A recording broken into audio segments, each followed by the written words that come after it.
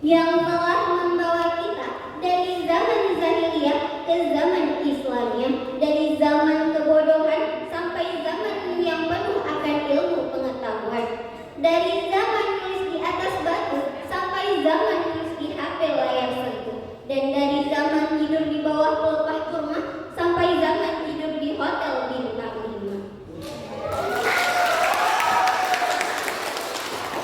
Yang saya hormati Dewan Juri yang terhormat, yang saya sayangi, teman-teman yang hadir pada hari ini, semoga Allah memberkati. Amin.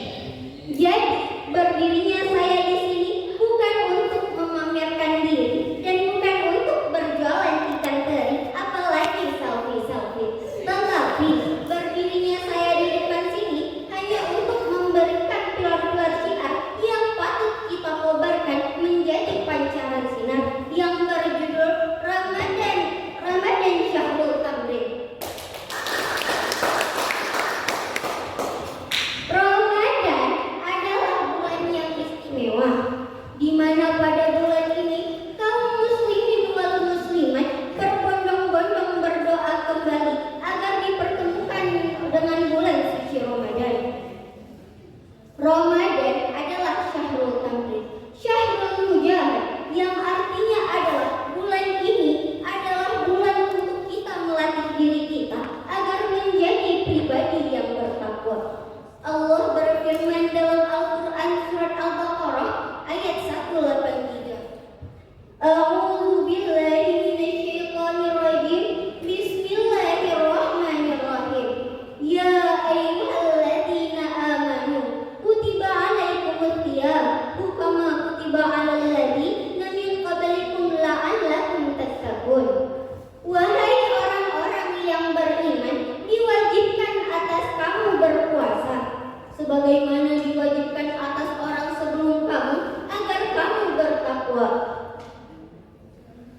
Sultanul Ulan Imam Izzuddin bin Abdul Salam dalam kitabnya Maqasidus Shaum menyatakan, orang yang berpuasa akan terhindar dari api neraka. Kok bisa?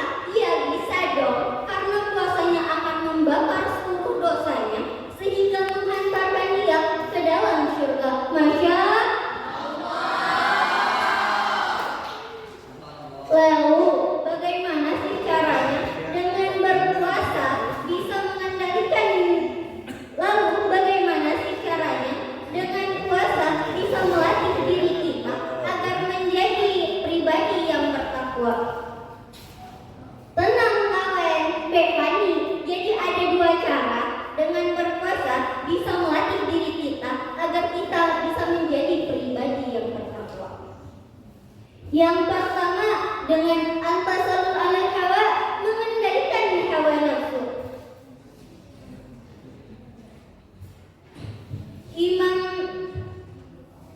Mengendalikan hawa nafsu. Cara untuk mengendalikan hawa nafsu itu pertama dengan cara menahan lapar.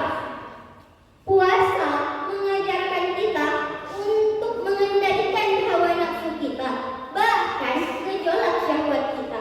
Seperti ketika kita berpuasa, kita dianjurkan untuk menahan lapar, menahan haus, menahan amarah, dan menahan tidak mendengar gosip-gosip tetangga.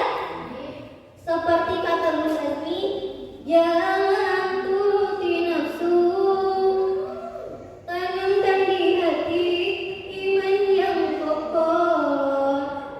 Jadi, jika kita mampu melatih hal ini, Allah memberi kabar dalam surat Al-Nazi'at ayat 40:41. Wa amma man khafa maqama rabbih wa nahan nafsu 'anil hawa.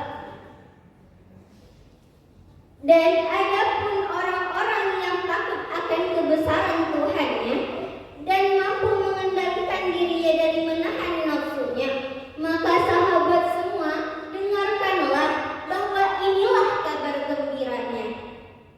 Fa innal jannata hiya ma'wa, maka sungguh surgalah tempat tinggalnya. Masya Allah. Yang